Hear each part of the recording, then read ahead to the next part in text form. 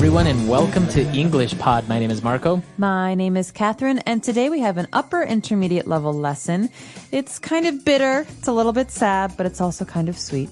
That's right. We have a lesson today all about getting a divorce or divorcing someone. Yeah, so this is what happens when two people's marriage ends. They decide they want to leave each other. They have a divorce. So let's take a listen to today's dialogue, and we'll be back in a moment.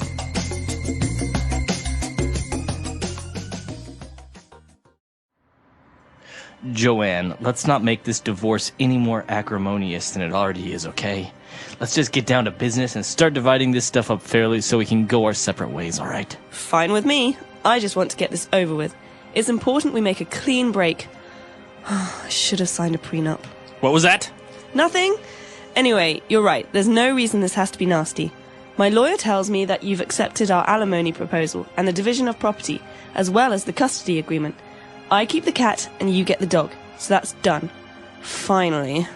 Let's not go there, Joanne. Okay, so let's start with the record collection. I'll take the albums I contributed, and you can have your cheesy disco albums back. Fine, but I'm keeping the antique gramophone as my grandfather gave it to me.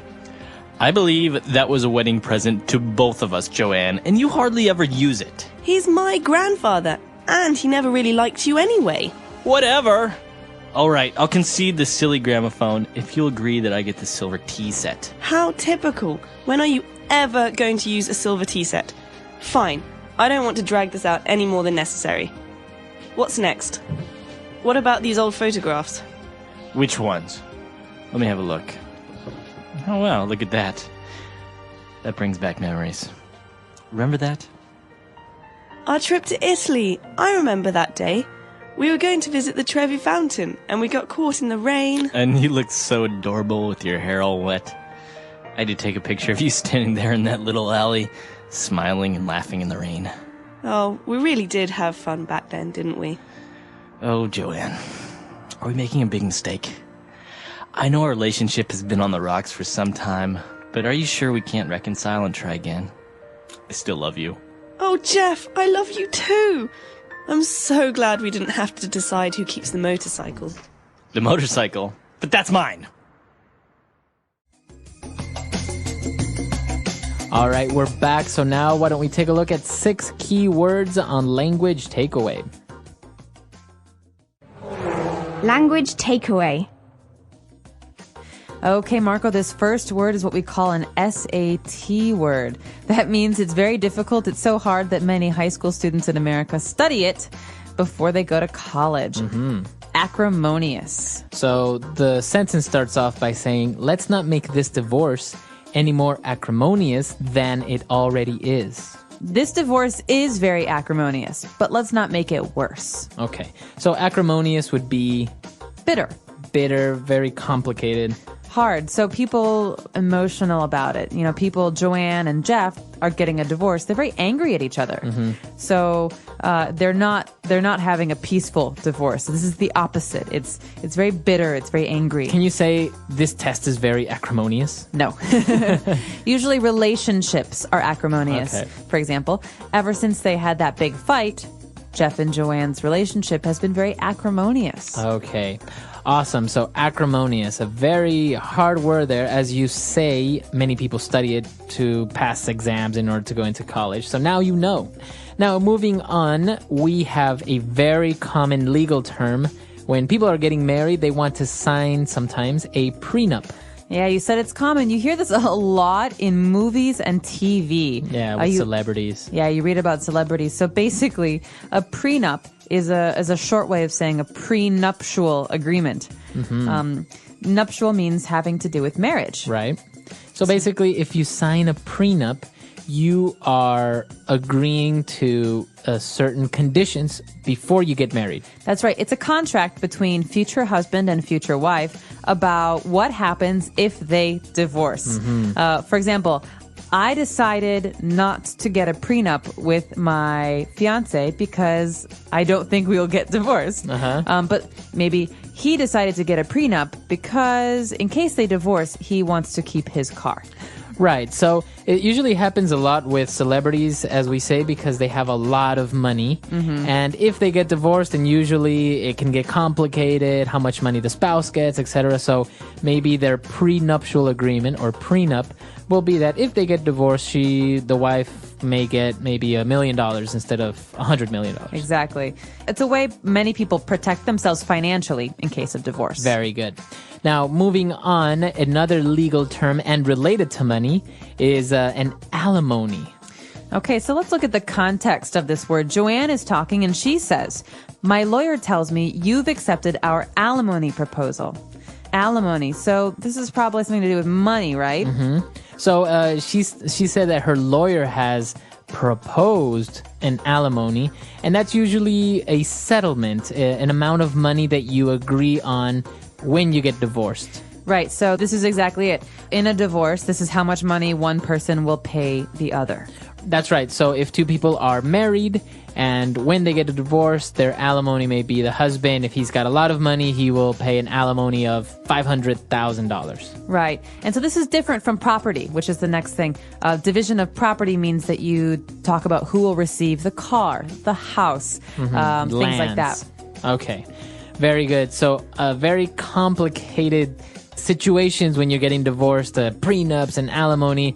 But moving on, they were talking about custody as well. Custody of maybe children, maybe custody of their pets. That's right. So you talk about alimony. This is money. Property, which is things. But what about people and animals? This is called custody. I want custody. Custody means caring for something or looking after something. You could say the child is in the grandmother's custody. Okay, so in the care of the grandmother. That's right. So usually as well, when people get divorced, somebody gets custody of the children. Right. So he wants custody, but he doesn't have a job, so she will receive custody. You could say that. In this case, though, we're talking about custody of pets, animals. Right. In this case, it's animals. But it's actually true, right? People, when they get divorced, they may ask the court for custody of their pets. That's right. And sometimes custody is what makes a divorce extremely acrimonious. Yes. Who gets to keep the children? Who gets to keep the pets? Now, moving on and a little bit away from legal terms, they were dividing up their property and saying, well, I get to keep this, you get to keep that. And Joanne said, I'm keeping the antique gramophone as my grandfather gave it to me. So who cares about pets and money? I want the gramophone. Right. All right, so this is actually a word you don't hear very often anymore. It's an old thing, and that's what antique means, right? Antique is old. Right, so antique, this is an adjective here. It can also be a noun. An antique table, an antique gramophone, is something that's very old, like 100 years old or 150 years old. And a gramophone is one of those machines that you see in movies that play the old vinyl records and has like a big horn where the sound echoes. That's right. So in the 19th century, early 20th century, people didn't have CDs or MP3s or iPods. This is how they listened to music. So you usually have a hand crank. You have to turn the machine, and then the music will play, and you can dance and do whatever. Right. So that's a gramophone. Now, moving on to our last word, Jeff said, you know what? Okay, fine. Keep the gramophone. All right. I'll concede the silly gramophone. So to concede. To concede means to give up an argument. Okay, so you give up, you give in, you say, all right, take it. That's exactly right. So in this case, the argument is who will receive the gramophone? They fight, they argue, and finally, Jeff says, I concede. Okay, I give up. You take it. And is it only for things, or can you also concede someone you say somebody is right? You can say that, or an election. For example, there are two people who want to be president, and the vote is counted, and it's not clear who the president is, and one person says, fine, I concede. That means I give up, you win. Okay, very good. So to concede. All right, 6 key words there. They're very interesting, especially the legal terms. Very common, and it's very common, and it's very usful for you to know next time you're watching maybe a movie or something related to this topic. Hopefully not the next time you're getting divorced. Right. But let's move on now to 4 key phrases that we have for everyone on Fluency Builder. Fluency Builder. Marco, let's get this over with. I'm tired. I want to go home. Let's get it over with. Come on, let's just do it and get it over with. All right, so this is our first phrase in Fluency Builder. To get this over with, or to get it over with. Okay, so let's take that as a phrase. And to get something over with means let's just finish it quickly. Let's stop delaying. That's right. This is a way to ask to finish something quickly or to stop something. So, for example, I have to go to the dentist later. Maybe I really don't want to go. I'll say to myself, let me just get this over with, and once it's done, I don't have to worry about it. Or maybe you have homework to do, and instead of doing it later, you're just like, okay, I'm going to do it now and just get it over with. All right, to get over with, to get something over with. Okay. And when they were talking about breaking up or separating, Joanne mentioned it's important we make a clean break. What does she mean by making a clean break? All right, we hear this phrase all the time. It's a very important phrase. In relationships, it means when two people leave each other, you don't then call them or see each other or hang out. It means a clean break. You stop altogether. Okay. You stop something completely. So you don't talk anymore, you don't see each other anymore, you completely just stop contact with each other. Exactly. You can also say this about breaking something. You could say it was a clean break. When I broke my arm, it was a clean break. There were no little pieces of bone or any problems like that. It was a clean break. That means completely broke. Okay, so when we talk about clean break in a relationship, it means we completely break up, we stop talking to each other, and it's over with. It's in the past. Exactly. All right. So moving on, they were talking and completely, arguing about, I get the gramophone, I get the tea set. And Joanne said, okay, fine. I don't want to drag this out any longer than necessary. So you can hear her. I don't want to drag this out any longer than necessary. So to drag something out means to extend, to make something longer, to make something take more time than it should. Okay. So for example, if someone's giving a speech, they may be dragging it out, right? And you're, so if someone's giving a very long speech, you're like, oh my God, he's dragging the speech out so long. Yeah, when will he ever stop? Right. Or you could say in an argument, I'm tired of arguing. Let's not drag this out anymore. Let's just stop. Okay. So to drag something out is usually time related, to make things longer than necessary. Exactly. All right. And for our last phrase, when Jeff was talking about the relationship, he says, I know a relationship has been on the rocks for some time. Okay, so the relationship was on the rocks. Okay, so this is an interesting phrase. Think about rocks. You see rocks on the ground in the ocean. Something that's on the rocks, in this case, means something that is not going well. Something that has problems. Yes, it's not smooth. So when Jeff says our relationship has been on the rocks, he's saying we fight a lot. We have problems. It's not working. So if I say my company has been on the rocks recently, it means it's not doing very well. Business is not going well. Yeah. Okay. So you can use this for different things. Now, obviously, you may have heard it before for drinks. You say scotch on the rocks. Right. That's different. Be careful. In that sentence, Marco's talking about ice. Right? Yeah. So that's different if you ask for a drink on the rocks. But if you describe yourself or your company or a relationship as being on the rocks, it means you're having a tough time. It's a bad situation. Okay. Exactly. So it's a very useful phrase. I think that's very native, very colloquial if you say something like this. Absolutely. It's a great phrase to use. I encourage you. I mean, I hope that your situation, your work, and your relationships are not on the rocks. But I do hope that when you're practicing speaking, you use this phrase a lot because it's really, really colloquial, like you say, Marco. Yeah, it's really good. So I think we've taken a look at a lot of phrases, a lot of vocab. Why don't we go back, listen to the dialogue for one last time.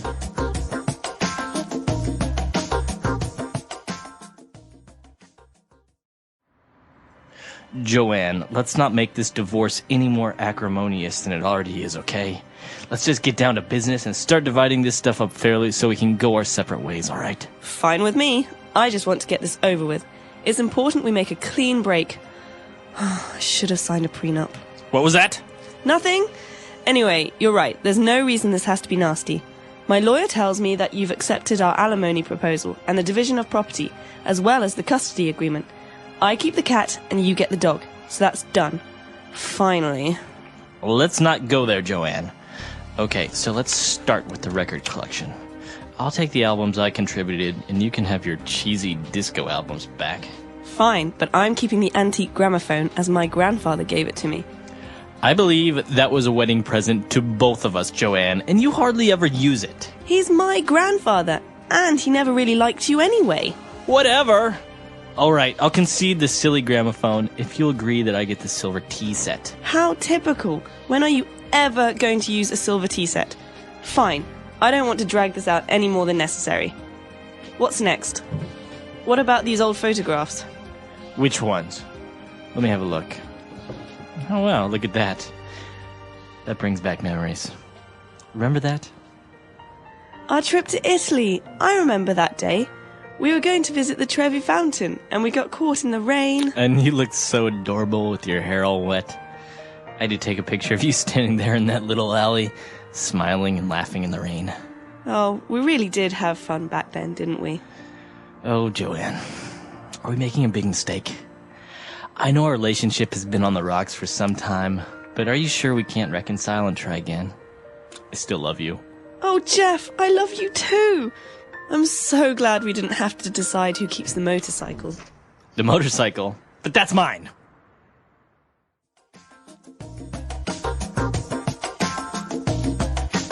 All right, we're back. So a very interesting dialogue all about divorce. Now, this is a very common situation nowadays in many countries, such as the United States or Europe. Divorce rates are very high lately, like in the past 10, 20 years. Yeah, they do say that since maybe the 70s or 80s, divorce rates have been on the rise. I think the average now in America is about 50%. Yeah, it's like 5 in 10 marriages end in divorce. That's right. And then from what I understand or I read once, I think out of those 50% that get divorced, if they remarry, again, the probabilities of those that get remarried are again half. So most likely people will get divorced at least twice. That's true. Although sometimes you meet people who got married when they were very, very young and they realize that they grew up a little bit and their personality changed or their goals changed and they divorced that one time, but then later in life when they marry again, they know who they are. They get married again and it's better. So I think the situations are all quite different, but it is true that there are a lot of divorces in America. What about Ecuador though? I mean, is the divorce rate similar? No, not really. I think people are still a little bit more old-fashioned in that sense, like it was before. You know, it was even a little bit taboo to be divorced. Yeah. But I don't think people get divorced as often, especially if people have been together for quite a while. That's one of the things that surprises me a lot is I've met people who have been married 20, 30 years and then get divorced. It's like, what? It's like you've been through the toughest times. You know, you've pretty much beat the odds. And why do you get divorced at such a late age? Yeah, it does seem counterintuitive, but it's possible that they were unhappy for that time and they didn't want to affect their children's lives. Right, maybe. And so when their children go to college or leave, they say, okay, now I can, you know, make a big decision. I know in countries, for example, such as Chile, divorce is still illegal. I think in the Philippines as well. Really? Yeah, it's still illegal to get divorced. Is that because they're very religious countries? I know Chile is not really that religious. I don't know what it is exactly by law, but a lot of people, I think it may be legal now. I can't really remember very well. I think one of our Chilean listeners can help us out here. But I know a lot of people used to annul their marriages because of this. I see. So they would be like, oh, I put the wrong address. So no, this marriage is not valid. Right. Or stuff I like spelled that. my name wrong. Yeah. So, Interesting. Well, I'd be curious to know, as you said, whether any of our Chilean friends know more about this, or for the rest of you, in your country, is divorce common? Is it uncommon? Are there laws that prohibit or that allow divorce? Let us know on our website, EnglishPod.com. All right. We'll see you guys there. Bye. Bye.